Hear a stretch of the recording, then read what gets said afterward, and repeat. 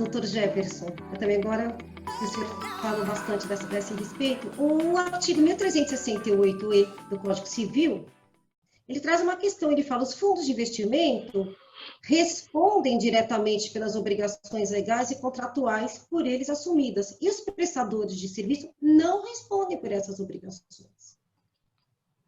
Será que essa disposição sinaliza que a aquisição de bens e direitos poderia ser feita diretamente pelos fundos? Veja que essa pergunta ela é bem importante porque poucos textos, poucos artigos que existem sobre esse tema, e os que defendem a viabilidade do registro em nome do fundo utilizam muito esse dispositivo para fundamentar a teoria proposta. Mas eu diria que, de forma até categórica, que não vejo ali essa possibilidade de personalidade jurídica ou aquisição de direitos. De personalidade jurídica não se discute, mas de aquisição de direitos relativos a bens imóveis. Por quê? Porque essas obrigações legais e contratuais relativas aos negócios envolvendo os recursos do fundo são, por óbvio, de responsabilidade do fundo.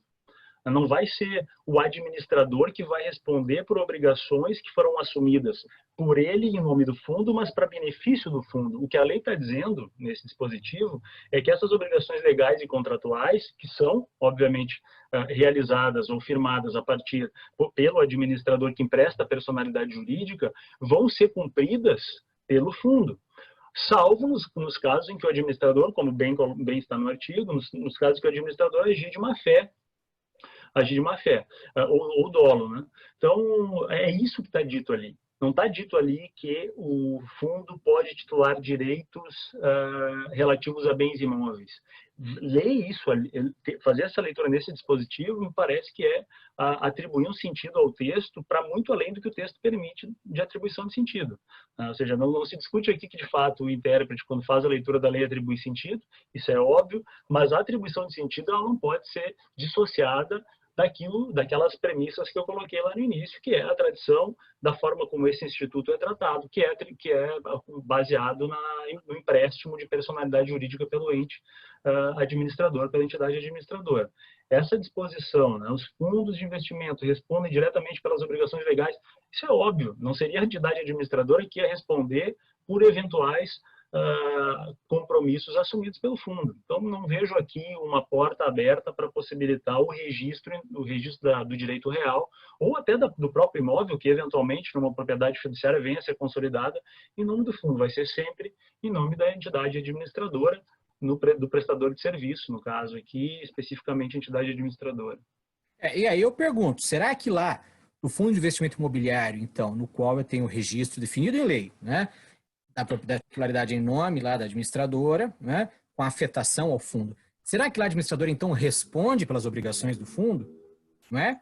Porque, assim, então, quer dizer, me parece que não faz muito sentido, que também lá eu tenho essa segregação patrimonial, não só nos ativos e nos bens, como também no passivo, quer dizer. Então, eu acho que esta regra aqui é uma regra geral para os fundos, não é somente para os fundos que não são de investimento imobiliário.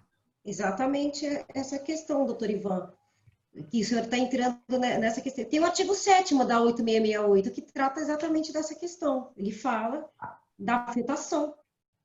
Né? Se nós pegarmos aqui, fala os bens e direitos integrantes do patrimônio do fundo de investimento imobiliário, em especial os bens imóveis mantidos sobre a propriedade fiduciária da instituição administradora, em nosso caso, de início é supor uma alienação fiduciária, né? A favor do fundo, diz o seguinte, bem como seus frutos e rendimentos não se comunicam com o patrimônio da administradora, observando a tais bens as seguintes restrições. E aí o artigo 7º traz várias restrições a respeito dessa questão, e eu gostaria de saber a opinião do senhor. Aplica-se essas disposições, então, já que o senhor tocou nesse ponto, a esse tipo de FDIC? E mais, no parágrafo 2º do artigo 7º, diz que tem que fazer uma verbação, que é da afetação. Também se aplica essa verbação? Vamos lá. Como eu já disse, me parece que o que está disposto acerca da aquisição de direitos reais imobiliários pelo Fundo de Investimento Imobiliário não é uma regra excepcional porque o fundo de investimento imobiliário tem alguma característica excepcional que o torna neste ponto diferente dos outros fundos. O que acontece, novamente, é que ele foi pensado para adquirir direitos reais imobiliários, ao passo que os outros adquirem marginalmente, adquirem excepcionalmente, por isso que não contam com regra específica. Por isso que eu acho que não é, nesse caso aqui, proibida a analogia, quer dizer, eu não estou aplicando uma exceção para a regra geral, mas sim uma disposição que comporta a mesma ratio das outras modalidades de fundo, é apenas que foi prevista expressamente, ao passo que para as outras, não. Né? Agora, a analogia aqui, me parece, tem que ser do regime jurídico. Quer dizer, também não faz sentido o registro em nome da administradora, ponto. Não, quer dizer, não é do patrimônio dela. De fato, as garantias reais que efetivamente foram constituídas, né, em nome dela, devem ser afetadas ao fundo. Isso me parece que tem que ser mencionado, inclusive no extrato, quer dizer, é adquirida pela representante pessoa jurídica tal, em razão do fundo, etc. Quer dizer, o extrato vai ter que nomear e também o fundo, necessariamente. Né? E me parece que, como nós estamos aí aplicando, por analogia, o próprio regime jurídico, isto implica a aplicação também das restrições e até a necessidade de averbação. Eu acho que a gente não poderia importar em partes o regime jurídico. Eu acho que o artigo 7º aí, inteiro, é aplicável, então, também para as outras modalidades de fundo de investimento. Estou completamente de acordo, mas só, de novo, a função de não, me parece não ser necessário lá buscar na lei do fundo de investimento imobiliário. E vou dizer por quê. Em razão do outro pressuposto que eu coloquei lá no início, 2 pressupostos. O primeiro, regime jurídico, que foi bem colocado agora. O segundo, que nós estamos tratando quando analisamos essas questões que envolvem o fundo e são apresentados para registro, as questões envolvem o registro de imóveis e a publicidade que emana desse registro. Então, como eu vou dar publicidade da aquisição de um direito real por alguém sem considerar que esse alguém não é o titular desse direito real? Eu preciso dar a publicidade completa. E a publicidade completa a partir do regime jurídico que é colocado para esse negócio que está sendo apresentado para a gente. Então, em razão disso, claro, e aí tem uma questão que diferencia lá do fundo também, do imobiliário, que é a seguinte: o fundo imobiliário tem previsão na lei que nós devemos fazer, e talvez até de ofício, sem nenhum tipo de pedido, sequer precisa constar essas restrições e destaques no título. Neste caso, especificamente dos demais fundos de investimento, essas restrições devem constar do título, porque não poderíamos extrair isso da lei, de um regime jurídico que não é o aplicável ao caso. E concordo plenamente também que no próprio ato de registro da garantia ou da propriedade deve constar a informação de que o fundo está agindo, de que o administrador que está titulando o direito está agindo como administrador do fundo X, e depois a averbação das restrições e destaques é necessária, mas em razão do regime jurídico e também dos efeitos que o registro produz. Então, se vai produzir a publicidade de que alguém é titular de um direito real, nesse caso tem que dizer que ele não é o titular desse direito e que ele, claro que não vamos botar isso no registro, mas enfim, colocando a averbação, dá a entender de que é um empréstimo da personalidade jurídica desse fundo, para o fundo.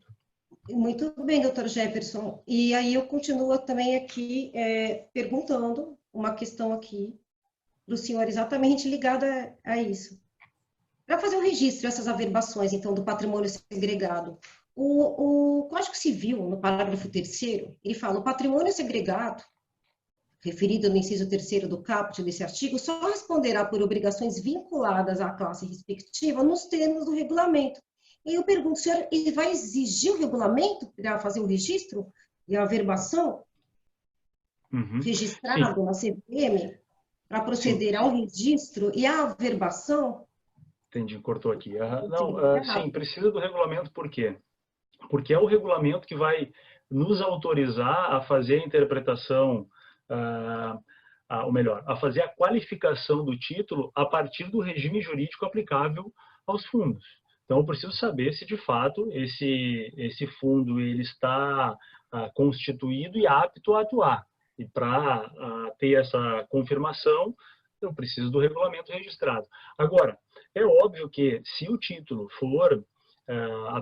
apresentado for uma escritura pública e o tabelião já fez essa análise e certificou isso na escritura, eu não preciso pedir o regulamento. Agora, em regra, pensando aqui nas alienações fiduciárias, vão ser instrumentos particulares, tem que vir o regulamento do fundo para me autorizar a qualificar de acordo com aquele regime jurídico. Então, nessa linha. Exato, eu também acho. Eu ia falar exatamente isso, quer dizer, a atribuição é notarial, não tenho dúvida. Quer dizer, seria aí, muito grosso modo, um análogo do contrato social ou do estatuto de uma sociedade, né? Quer dizer, a CVM acaba tendo um duplo papel. Então, quando a gente fala em regulamento, pode ser duas coisas muito diferentes. Ela tem um poder regulamentar que o Código Civil atribuiu, ela vai expedir instruções, então, regulamentando o Instituto como um todo, mas ela também recebeu esse papel aí, quer dizer, muito esquisito, de fazer o registro do próprio fundo para sua constituição, punibilidade, etc. Quer dizer, não me parece que isso tenha lá muito cabimento, mas é o que está na lei. Então, ela vai ter esse papel também, e, de fato, me parece que é exigível aí, quando o título não foi instrumentalizado por escritura pública, a prova da Constituição pelo seu registro lá na CVM. Agora, até onde eu já vi, isso está disponível na internet, né, o que facilita bastante as coisas. Muito bem, doutor Ivan. Então, nessa seara aqui, nesse pensamento da regulamentação, diz também aqui o Código Civil, né, que após o advento dessa reforma legal, pela 13.874, que a CVM deveria disciplinar o funcionamento dos fundos criados, nos termos do artigo 1368C do Código Civil. Doutor Ivan, existe essa regulamentação? E essa regulamentação deve ser exigida para o registro? Bem, me parece que assim, há já regulamentação em grande quantidade pela CVM. Não só há regulamentos gerais para todas as modalidades de fundo, como também há regulamentos específicos e há regulamentos sobre questões específicas, né? Até onde eu consegui levantar, o regulamento geral que ainda está em vigor é a Instrução CVM 555 de 2014, que já sofreu alterações, né? Mas ela tem uma disciplina geral ali das várias modalidades de fundo de investimento. Mas, por exemplo, relativamente ao nosso tema aqui, que é o Fundo de Investimento de Direitos Creditórios, né? Nós temos lá uma instrução mais antiga, que é a 444 de 2006, por exemplo, que fala especificamente de um aspecto, vejam, uma espécie de fundo de investimento de direitos creditórios, que é o FDIC-NP, que é para direitos creditórios não padronizados, que são aqueles direitos creditórios de risco, quer dizer, créditos aí, problemas operacionais ou jurídicos, difícil de recuperação, e que demandam uma disciplina específica, o que vai expor o investidor a um risco maior, né? Então, nós temos, sim, agora, em sua generalidade, são regras que não dizem respeito ao registro de imóveis, quer dizer, são regras que dizem respeito, por exemplo, à oferta pública dos valores imobiliários, à divulgação, aos direitos dos investidores, à administração do fundo, etc., né? O que me parece que é exigível é aquele registro do regulamento específico do fundo. Agora, essa regulamentação genérica, enfim, ela tem um conteúdo normativo e, supondo-se que não haja uma norma específica, me parece que não cabe ao registrador devolver por ausência de regulamentação, mas sim encontrar uma solução, que é o que nós estamos mais ou menos fazendo com essa questão aí da aquisição de direitos imobiliários pelo FDIC. O registrador não precisaria ter, diria, para simplificar, talvez nem conhecer esse regulamento. O que importa a instrução, o que importa é que o regulamento esteja registrado. O registrador não vai fazer a análise ou não deveria fazê-lo, no meu modo de ver, a análise se a aprovação do fundo está adequada, e por isso aí, então, deveria conhecer a instrução normativa. Então, não me parece que haja necessidade de que seja apresentada essa instrução. Agora, só agregando, me parece que, de fato, a CVM edita uma resolução depois da entrada em vigor dos novos dispositivos do Código, que é a 615, para fazer ajustes em todas essas resoluções que o Ivan comentou, tratando da questão do RTD. Se fosse o caso de inovar em outros aspectos, já teriam feito. Não que não possa fazê-lo, mas já teria feito. Então, existe essa resolução, são as resoluções que existem com a alteração da 615. Pelo menos é o que está posto nesse momento para nós. Perfeito, doutor Jefferson. Dentro dessa hermenêutica... Só sobre essa questão aqui, né, da inexistência de disciplina, hein? Quer dizer, é um tema que pode ser aprofundado. Será que em alguma circunstância o registrador pode ter um non-liquid, quer dizer, olha, não há previsão legal sobre isso aqui, então simplesmente não registro. Ou ele tem que encontrar a solução na ordem jurídica como um todo. Esses fundos, em geral, eles nasceram de uma forma importada para uma questão econômica, sem uma regra específica. A CVM vai editando instruções normativas, mas a coisa está posta e a gente precisa encontrar no ordenamento algum caminho. Perfeito. O artigo 1368, F, do Código Civil. Ele reza que o fundo, né, constituído por lei específica, regulamentado pela CVM, deverá, no que couber, seguir as disposições deste capítulo do Código Civil. Me parece que a redação é dúbia. Ou que se pretendeu foi bem ao contrário, seria ter um erro palmado do legislador, isso não se presume, ou este artigo estabelece uma diretriz e estende a aplicabilidade da disciplina do Código Civil para colher, então, né, que naquilo que no contrário era a lei específica que é a 8668. E nesse caso, se for assim, a aquisição diretamente pelo fundo não estaria vetada. Poderia. O que o senhor Jefferson, assim, a respeito?